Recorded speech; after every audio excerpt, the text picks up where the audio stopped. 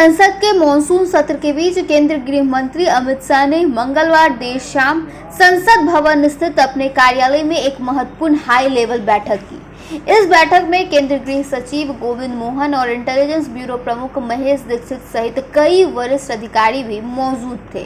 हालांकि बैठक में किन मुद्दों पर चर्चा हुई इसकी अभी तक आधिकारिक जानकारी निकलकर सामने नहीं आई है, लेकिन मौजूदा हालात को देखते हुए इस बैठक को काफी अहम माना जा रहा है।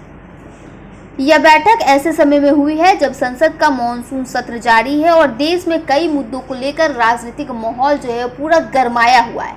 हाल के दिनों में ही छात्र आंदोलनों, खासकर नीट यूजी पेपर लीक मामले को लेकर हुए विरोध प्रदर्शन ने केंद्र सरकार पर दबाव बनाया। विपक्ष लगातार सरकार से जवाब मांग रहे हैं कि शिक्षा व्यवस्था से जुड़े मुद्दे को लेकर संसद के अंदर और बाहर सवाल उठा रहे हैं।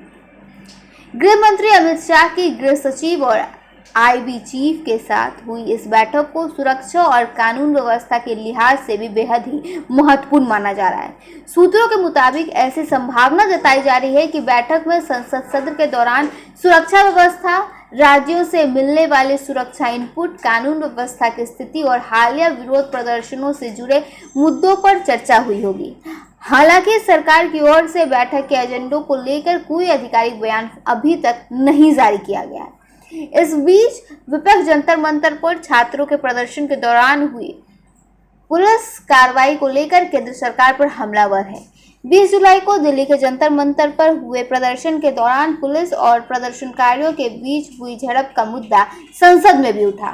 कांग्रेस सांसद और लोकसभा में विपक्ष के उपनेता गौरव गोगोई ने एंटी पेपर लीक बिल पर चर्चा के दौरान सरकार पर हमला बोला।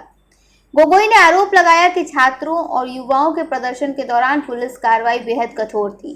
उन्होंने सवाल उठाया कि आखिर किसके आदेश पर पैलेट गन, आंसू गैस और लाठीचार्ज का इस्तेमाल किया गया। उन्होंने कहा कि विपक्ष इन मुद्दों पर गृह मंत्री अमित शाह से जवाब चाहता है। कांग्रेस नेता ने पुलिस कार्रवाई की आलोचना करते हुए दावा किया कि प्रदर्शन के दौरान छात्रों, युवाओं और महिलाओं के साथ गलत व्यवहार किया गया है। उन्होंने कहा कि लोकतंत्र में लोगों को अपनी आवाज उठाने का अधिकार है और सरकार को इन सवालों का जवाब देना होगा। गौरव गोगोई ने पैलेट गन और आंसू गैस के इस्तेमाल को लेकर भी सवाल खड़े किए। उन्होंने बिहार में हथियारों के इस्तेमाल का जिक्र करते हुए सरकार पर निशाना साधा। इसके अलावा उन्होंने पूर्व शिक्षा मंत्री धर्मेंद्र प्रधान के कार्यकाल को लेकर भी आरोप लगाए और कहा कि शिक्षा क्षेत्र से जुड़े कई गंभीर मुद्दों पर सरकार को जवाब देना होगा। उन्होंने धर्मेंद्र प्रधान के इस्तीफे के बाद संसद परिषद में हुए स्वागत कार्यक्रम पर भी टिप्पणी की और विपक्ष की नाराजगी जाहिर की।